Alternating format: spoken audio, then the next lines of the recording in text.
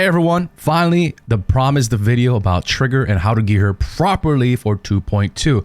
Now, before we begin, I want to obviously state that Trigger can get a little expensive in terms of investment. The investment level kind of makes her pretty flexible, but that doesn't mean everybody has to make their Trigger flexible, as we will discuss with the math and the conclusions.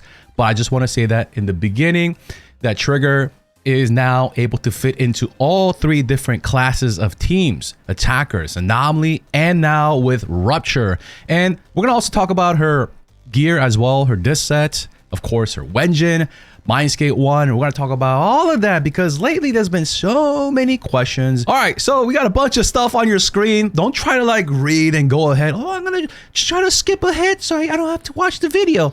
Then you're just gonna go to the comment section and be like, I'm confused. The first thing that I was curious about and y'all were curious about was Trigger with rupture. We got Yixuan, Trigger, and then we're gonna get Astra M0R1. So with signature, that's not Yixuan's signature, that is with Trigger's signature. Okay, so Trigger's signature at R1, first copy, has 25% defense shred, defense reduction. It's the same shit. Trigger signature versus the restrain, okay, which is a non-limited S rank Wengine. So the difference isn't that big. You may be thinking, why is her signature Wengine doing better when, you know, defense shred doesn't affect sheer force or rupture agents? They just bypass defense anyways. That's because Yixuan has a little thing called anomaly damage, and the anomaly damage does get affected by defense shred coming from Trigger's signature Wengine. But the thing is, yeah, there's almost no difference. Yes, of course, going for M1 is a little bit more riskier than the signature Wengine. All right, but let's say you want to. I'm not saying you need to. Okay, I'm just showing you guys, right? For those that are curious, because for rupture, the Wengine, as you can see, the signature Wengine for Trigger doesn't do much. So what if you want to allocate the resources, the polychromes, into her Mindscape 1 instead? As you can see, it's going to be about like 9.6% stronger than getting the signature Wengine. Now, what about Jufufu? Okay, so Jufufu without her signature at M0, right? So M0, we got the damage coming right here versus Yixuan with Trigger. Right? You may be thinking, oh, that's pretty close. Tested this in real time, in the game, right? Because math is half of the stuff. You need to actually get in there and do the fight. And Jufufu was able to do a little bit better. And that has something to do with Jufufu and being able to min-max the decibels. Now, what about Jufufu M0R1 versus Trigger's M0R1? Of course, Jufufu is gonna win. It's not even gonna be close because Jufufu has plus damage increaser coming from her signature Wengine. Now, what about Jufufu with her signature M0R1 versus M1R0 Trigger? Well, in actual fight, it's pretty close, but Trigger is going to average out a little bit better. So conclusion is Trigger is better than Jufufu at M0 only without their signatures on short fights for rupture. Now on longer fights, then Jufufu, because of the ult decibels, can of course win out. So with this information, does that mean we should all just go grab M1 Trigger and skip her Wengine? Follow along, guys. Now, of course, you could put Trigger with other attackers like Evelyn and all that stuff, but I try to put her in teams that actually stand out.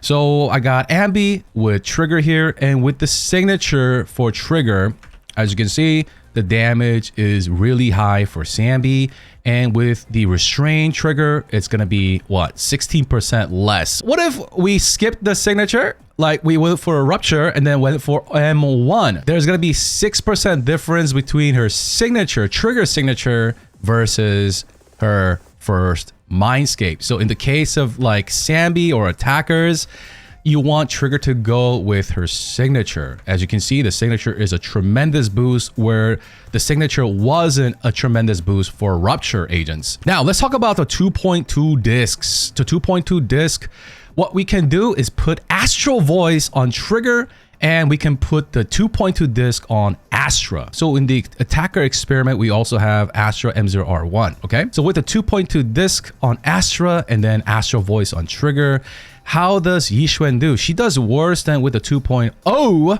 King of Summit on Trigger and Astral Voice on Astra. Now for team attackers, it's kind of close. As you can see right here, it is kind of close. For most people, if you have an M0 account or M0R1s, I don't think it'll be this close. It's because my Sambi is pretty freaking cracked. So let's go over the conclusions here. Trigger Wengine is better than M1 in the case of Sambi and most attackers. The 2.2 disc comes awfully close in terms of damage, but you lose days of attacks by 6% coming from the 2-piece from King of Summit. And don't forget to X special every 15 seconds to win over the 2.2, because for me, it was very close, right? So if I did not X special every 15 seconds, then I wouldn't get as much crit damage coming from 4-piece. When the equipper is a stun character and uses X special attack or chain attack, and if you're not chain attacking, let's say you're doing the chain attacks on Sambi instead, crit rate is more than or equal to 50%,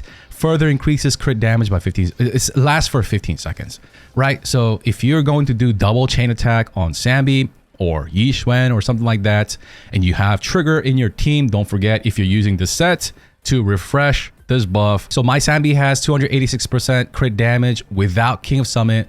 So around 290 to 300 crit damage in combat. 2.2 can win over.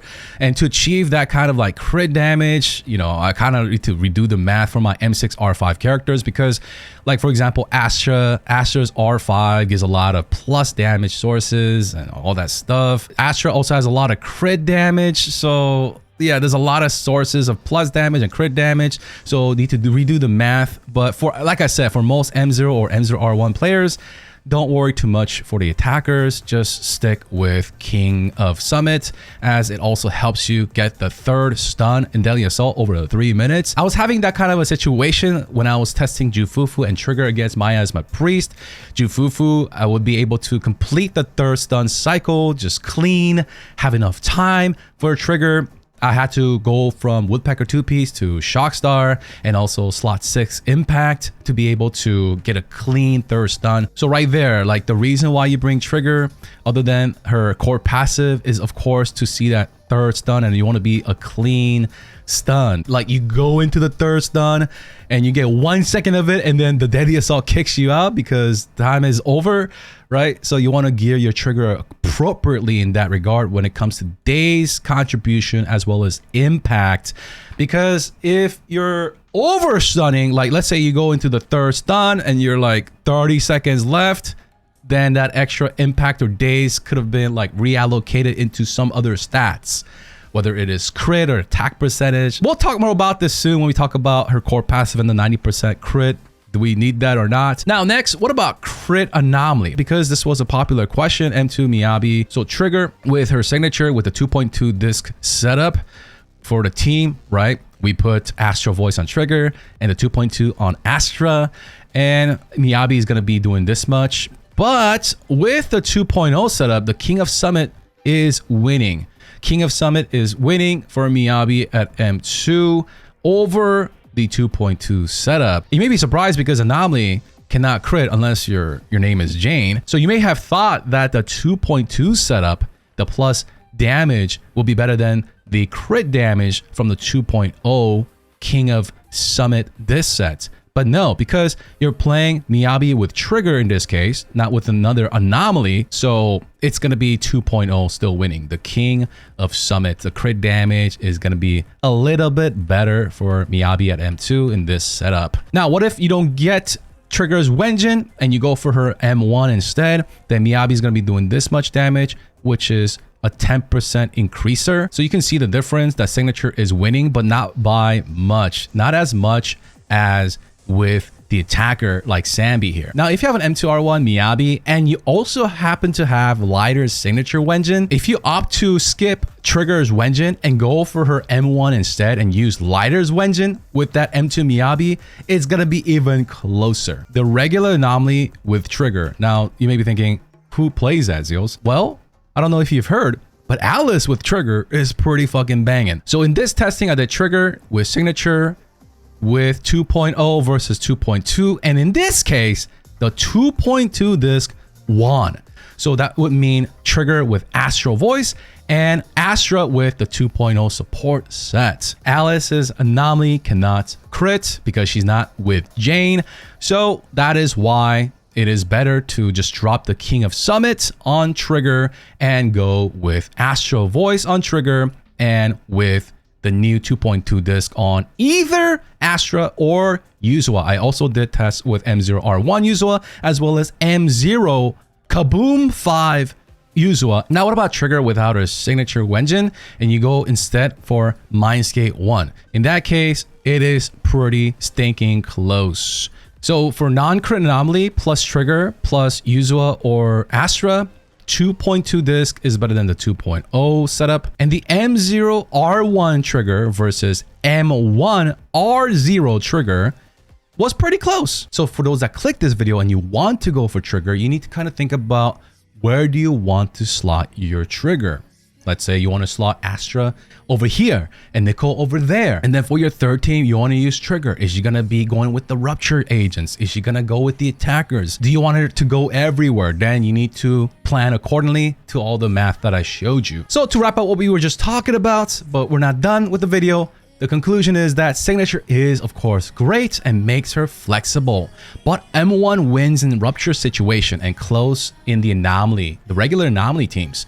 So it depends, once again, where you slot your Trigger. Is she for your attacker agents? Is she for your Rupture agents? You know, I don't know how you want to do your Trigger. Now, the last question that I think is the most important thing that you need to ask yourself is Trigger's signature or M1 even worth it for Rupture teams? Is that where you even want to go? Or can you afford a dedicated Rupture stunner in the future? Now, as for her skills, don't forget that her basic attack, don't forget to level it up because it helps with her aftershock, not only the damage, but the day's contribution. Let's get to her core passive. When Trigger's aftershock hits an enemy, the enemy stun damage multiplier increases by 35% for 5 seconds. I talked about this in the previous video. So this 35% stun damage multiplier is not just during the stun window, but throughout the whole fight, as long as Trigger is aftershocking the enemy. So that is extra 35%, not just plus damage, right? This is a separate damage multiplier. Now, additional ability Silver Lantern's Gaze. Some people are over focused on this when another character in your squad is an attack character. Remember, in 2025 nowadays, right? The more invested your Trigger is, we don't just pair her with attacker agents.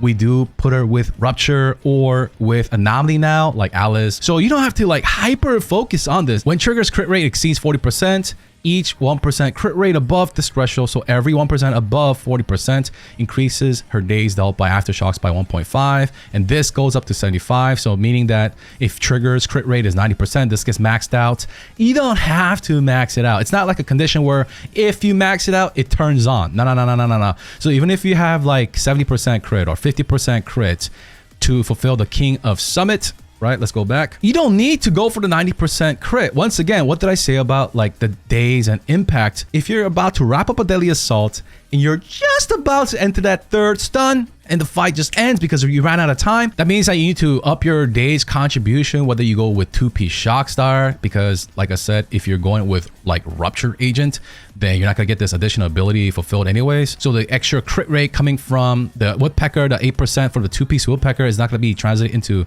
more days anyways. So what I'm trying to say is don't forget that this doesn't even turn on unless you're with another attack character or that shares the same attribute as Trigger. And even if they do share the same attribute and she is with the attack character, as long as you're getting the third stun and able to finish that third stun, anything after that, any days and impact is pretty much getting wasted. But yeah, that's what you need to focus on, primarily on Trigger, not just like follow somebody online that says you must get 90% crit. You need to understand what her job is. Anyways, hopefully this video helped. If it did, make sure you guys hit the like, subscribe. I'll see you guys in the next one.